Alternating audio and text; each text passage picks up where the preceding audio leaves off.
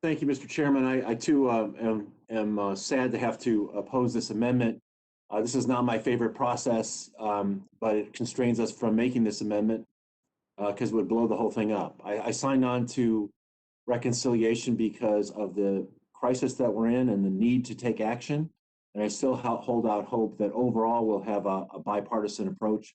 But I didn't think we had time to wait. I do want to mention though that to Mr. Upton's point, I do think the committee and the staff and the chairman deserve credit for including the Tracking COVID-19 Variants Act in the bill, which I helped introduce with Mr. Barra. We're providing CDC with $1.75 billion to scale up our national genomic sequencing efforts at labs around the country. San Diego has been on the cutting edge of genomics research as far back as 1985, when the FDA approved one of the first groundbreaking rapid diagnostic DA tests to a San Diego-based gen probe.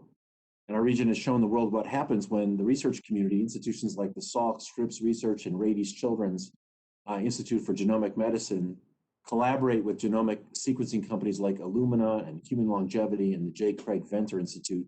The results are revolutionary. Genomic sequencing is a vital part of our national strategy to contain COVID-19 and prevent future pandemics. That's because sequencing helps us understand how the virus is spreading and if the vaccines and therapeutics we develop are effective. So the funding to support genomic sequencing will boost the efforts in three ways.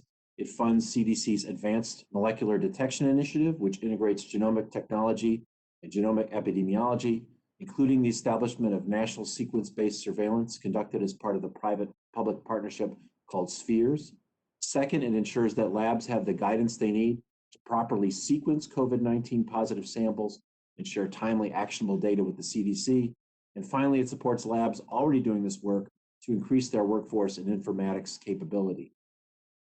Although a provision from my bill, the Health Statistics Act, couldn't move in this bill, I want to emphasize the importance of providing funding for CDC to develop and invest in a more robust data linkage program at the National Center for Health Statistics.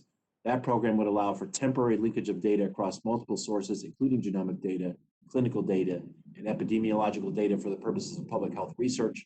There are over 2,000 government health data sets at the federal, state, and local levels.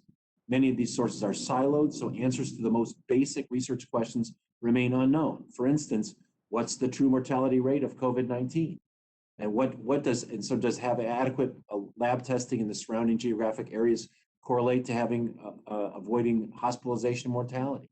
How do COVID-19 outcomes vary by race and gender, including hospitalization, likelihood of being put on a ventilator, and risk of mortality? We don't have answers to any of that stuff because the data is such a mess. So I look forward to continuing this important work with the committee.